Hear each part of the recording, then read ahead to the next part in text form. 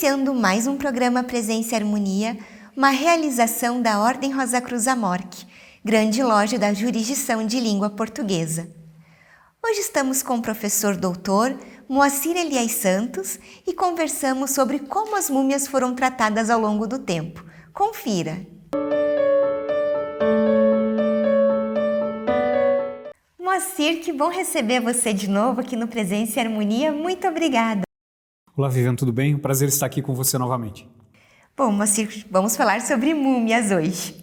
Então, primeira coisa, você pode nos contar sobre a origem do termo múmia, que hoje nós utilizamos para nos referir aos corpos preservados de um modo em geral? Sim, bom, o que acontece? O termo múmia, na realidade, não é um termo do Egito Antigo, né? Então, os egípcios usavam uma outra palavra para se referir aos corpos dos mortos, né? Ou dos corpos embalsamados dos mortos. Mas aí o que acontece? Existia na região que hoje é o Oriente Médio, principalmente na área do Irã, do Iraque e outras regiões próximas, um tipo de substância que aflorava naturalmente no ambiente. Essas substâncias, os árabes então e os persas acabaram chamando de múmia. Só que esse termo múmia, na realidade, ele significa, a princípio, betume. Então, uma substância que ocorria naturalmente em fundo de lagos, né, que brotava da terra e que nessa medicina oriental era utilizada como medicamento. Então, eles coletavam, né, esse betume natural e acabavam empregando na medicina. Aí o que aconteceu?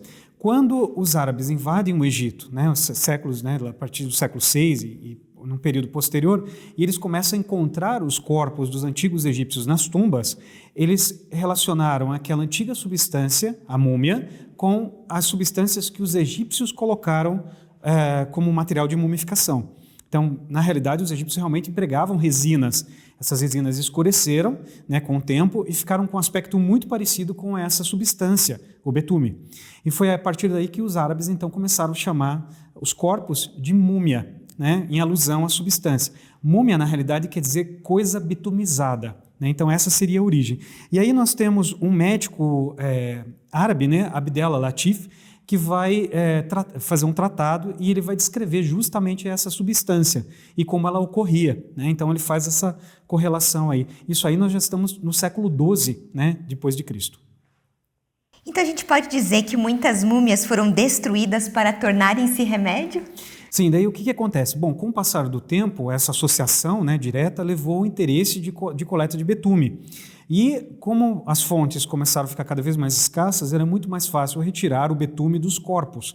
Então o que acontece? Naquela exploração toda que se teve, século XVII, século XVIII, os árabes entravam nas tumbas, né, e retiravam os corpos de lá e raspavam esse betume que estava nos corpos. E começaram a utilizá-los então na medicina. E aí essa moda, né, esse uso dessa substância acabou chegando na Europa. Então virou uma verdadeira moda, né, das pessoas utilizarem essa substância.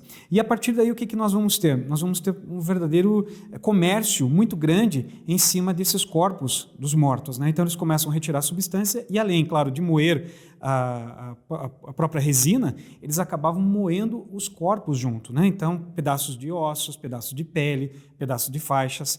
Então, em alguns museus europeus, eles ainda conservam frascos de remédio, né, dessas boticas antigas, e um dos frascos, né, muito famoso, que está no Museu da Farmácia, tem um Museu da Farmácia na Alemanha, e lá nós temos um exemplar desse muito bem conservado. E aí, o rótulo que está lá é múmia, né? Então, a substância pulverizada era utilizada como medicamento.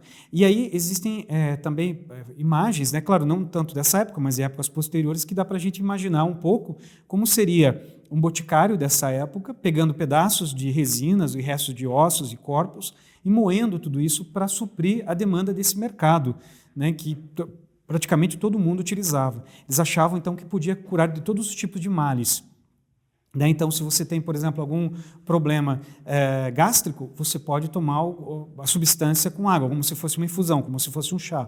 Se você tem algum ferimento, você pode utilizá-lo, né, diretamente com uso tópico. Então, eles desenvolveram, né, toda uma medicina, né, voltada para o uso dessa substância, que na realidade não tinha sentido algum, pelo contrário, deveria causar mais problemas do que ajudar, né? Então, existe alguma referência sobre a eficácia ou não do uso de múmia como remédio? Na realidade, eficácia não, mas eles acreditavam aí que poderia ser usada sem nenhum problema, né? E a partir daí, se a gente for pensar, nós vamos ter aí, já muito tempo antes, lá pelo século XVII, né, em 1657, um dicionário de física da época já mencionava o medicamento múmia, né? Portanto, e o que era esse medicamento, né? E nós temos também de uma obra de 1749, Pharmacopoeia Universalis, que é de um escritor inglês chamado Robert James, onde ele menciona também lá os usos, né, que você poderia utilizar. Eu tenho aqui uma pequena anotação que dá para a gente ter uma ideia de como era amplo, né, este uso aqui, né? Então, para sangue coagulado, também para dores pungentes do braço, tosse, inflamação no corpo, obstruções menstruais, infecções uterinas, consolidação de feridas, alterações e afecções histéricas, né, e também secura e contração de articulações, também alívio de dores, dureza de cicatrizes, também contrações e marcas deixadas pelo sarampo.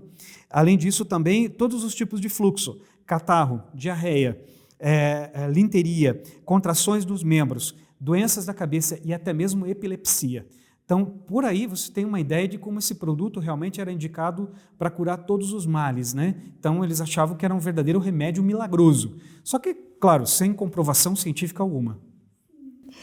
E além de remédio, as múmias também foram utilizadas como pigmento para tinta? E se você pode nos contar a respeito disso? Pois é, então você veja, além dessa destruição toda que os corpos dos egípcios passaram com a utilização como medicamento, nós vamos encontrar também referências, muitas delas, que as múmias foram utilizadas como pigmento, né? Então, a origem, né, dessa questão ainda permanece um mistério, mas talvez uma das razões para se utilizar as múmias, porque os artistas, principalmente século XVII, século XVIII, né, eles sempre estavam inovando nas técnicas e pelo menos tentavam que teriam condições de usar outros tipos de materiais.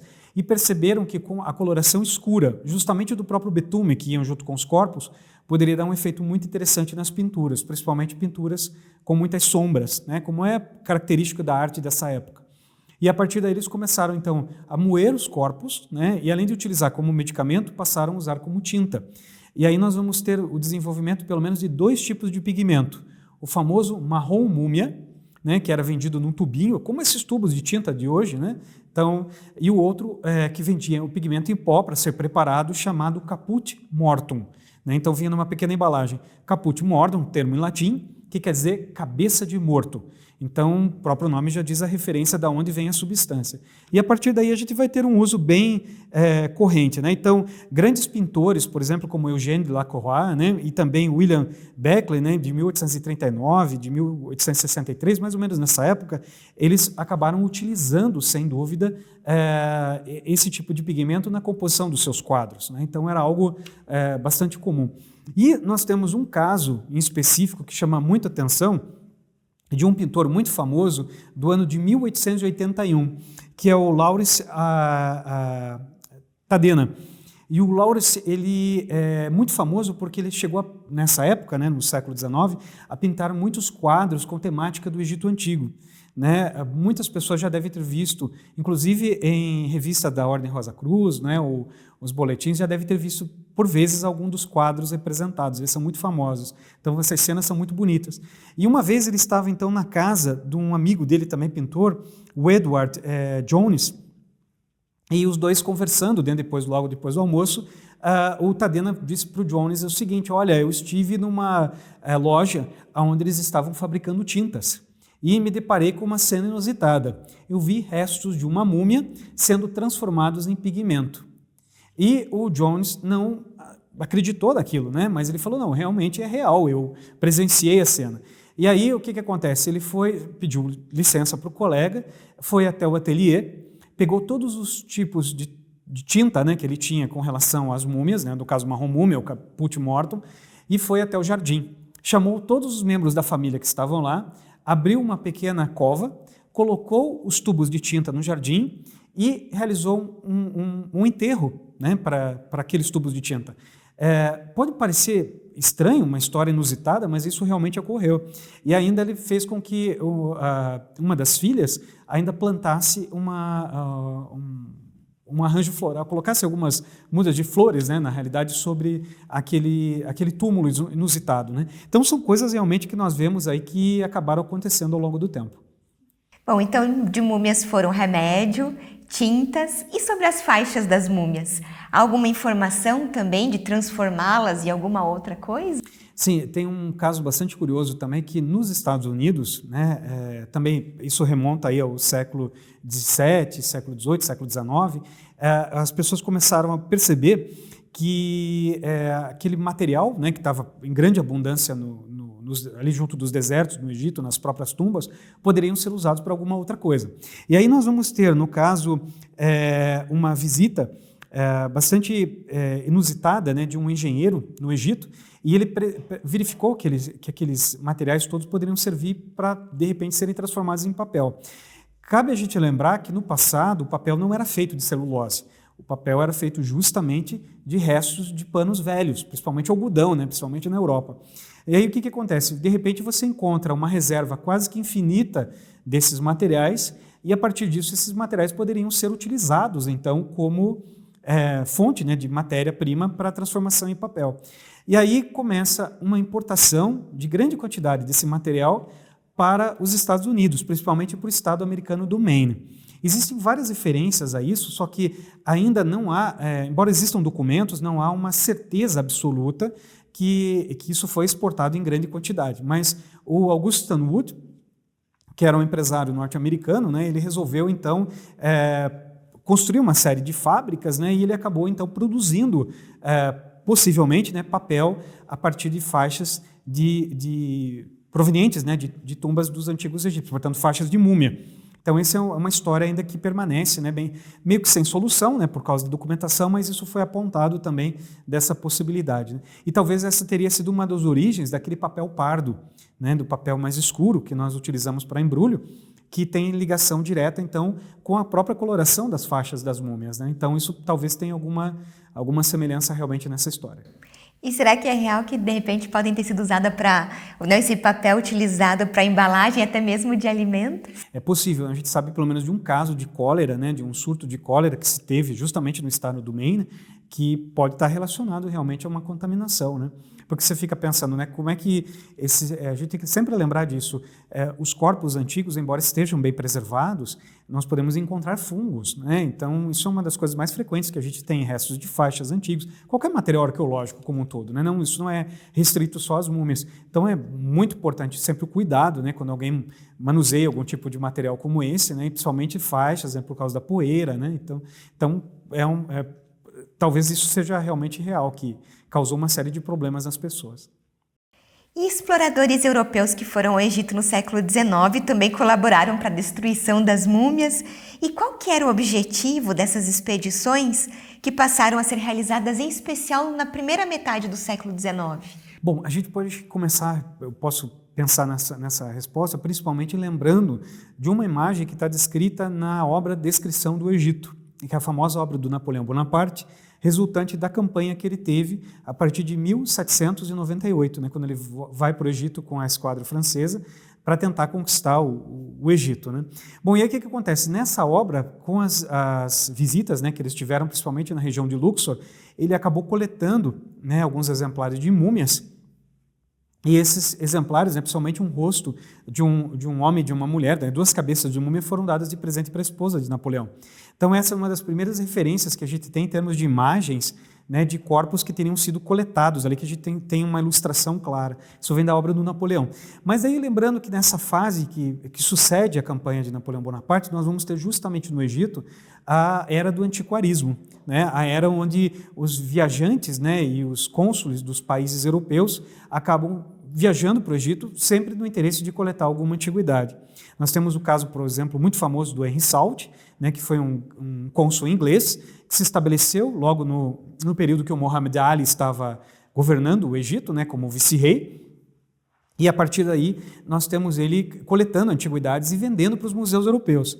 E um dos principais emissários do próprio Henry Salt é o famoso explorador italiano, paduano de origem, né, Giovanni Battista Belzoni. Né, o Belzoni vai para o Egito em 1815 e fica até 1815 até 1819, e ele praticamente fez um grande número de descobertas, onde ele coletou muitos artefatos, inclusive múmias, e esses materiais acabaram indo então para museus europeus. Então nós temos o Museu Britânico, o Museu do Louvre, o Museu de Turim, mais tarde o Museu de Berlim, muitos museus sendo abastecidos, digamos, com esses artefatos que saíam do Egito nessa era dos exploradores. E junto disso tudo, a gente não pode esquecer, claro, que além de artefatos, lá estavam as múmias. E aí nós temos um relato bastante interessante do próprio Giovanni Belzoni, quando ele estava no Egito e que ele menciona justamente a incursão em uma tumba. Né? Ele conta nessa história, que é muito interessante, de como ele se arrastava, né, pelas tumbas e como ele estava né, quebrando corpos, né, ali, ou pisando em ossos e restos humanos.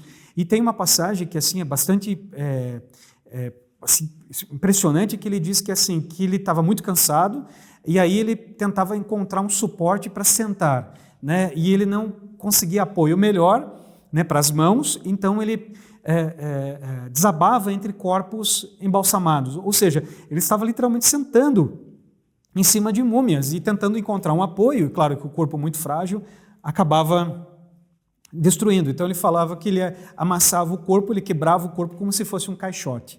Então é uma destruição sem precedentes. Né? Então isso foi muito comum nessa época.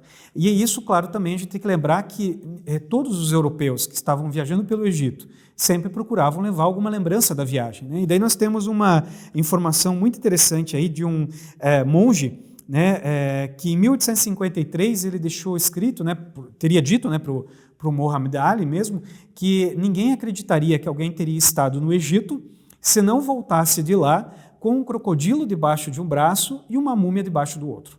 Ou seja, isso fazia parte aí do cotidiano desses europeus que visitavam o Egito.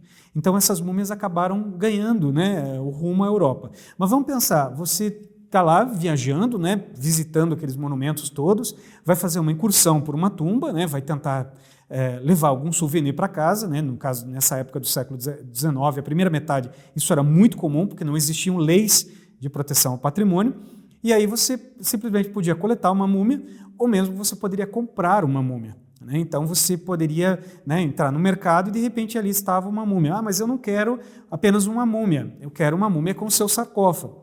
E aí o que acontece? Eles pegavam ataúdes e pegavam múmias e juntavam os conjuntos, formando então conjuntos artificiais. Né? Então dependeria literalmente do gosto do freguês. Né? Então você poderia facilmente levar, né, uma múmia completa com o caixão, que nem era dela.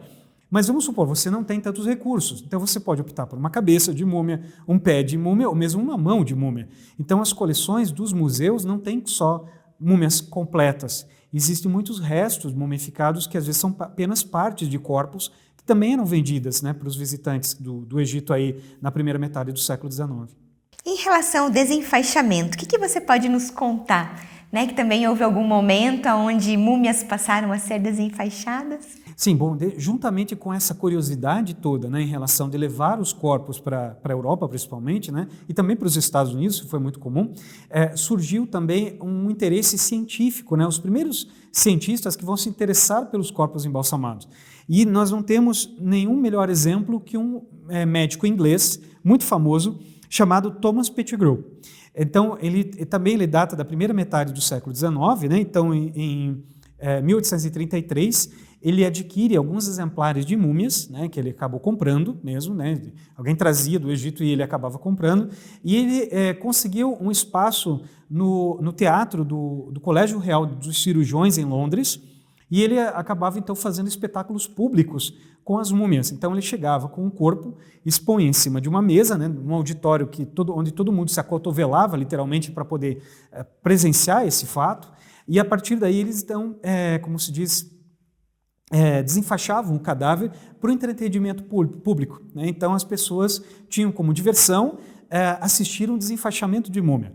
Então ninguém sabia o que ele ia revelar, né, naquela noite. Ele poderia encontrar amuletos, ele poderia encontrar um chabit entre as faixas, ou mesmo um exemplar do Livro dos Mortos. Então isso passou a ser uma coisa muito corrente. Então, muitos, como Pettigrew, acabaram fazendo esses espetáculos públicos, né? Mas mais ainda, também nós vamos ter dessa época, não necessariamente ligados à ciência, mas do interesse de encontrar ou descobrir o que estaria entre as faixas das múmias.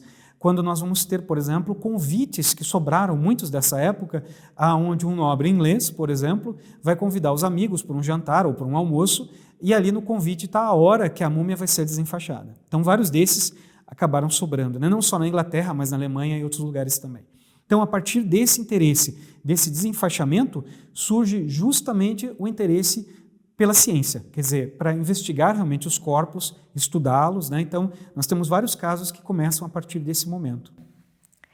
E nesse processo, né, as múmias de animais, elas escaparam ou não escaparam o que aconteceu com as múmias humanas? Bom, então, a mesma coisa que aconteceu com relação a essa destruição dos corpos humanos ocorreu também com as múmias de animais. E daí uma das coisas interessantes com relação aos animais é que nós temos um caso assim, muito peculiar que foi muito bem documentado por causa dos jornais da época, né? Nós estamos falando mais ou menos aí de 1890. Vejo que nós já estamos quase aí no século, o início do século XX, né? Então finalzinho do século XIX e início do século XX. Como as múmias eram muito abundantes ainda e não existia também um controle total ainda das antiguidades do Egito nessa época, segunda metade do século XIX, embora já existissem leis e tudo mais, nós sabemos de uma carga imensa de múmias de gato que saíram provavelmente de um cemitério em Beni Hassan e que acabaram chegando ao porto de Liverpool. E eles estimam que 180 mil gatos, né, exatamente 180 mil, teriam deixado, né, esse cemitério de animais sagrados e teriam ganhado rumo em direção à Inglaterra. E aí, claro que existe um comércio muito grande com isso, e para que serviram esses gatos? Serviram como adubo. Então eles foram vendidos, né, em quantidades, eles arrancavam as faixas e destroçavam os corpos. Isso muitas vezes era feito até mesmo no Egito, e acabaram chegando então até a Inglaterra. E a partir daí, os fazendeiros da época começaram a comprar, né, essa carga e espalharam os restos nos campos, justamente utilizando os gatos como fertilizante. Então foi algo realmente terrível que aconteceu.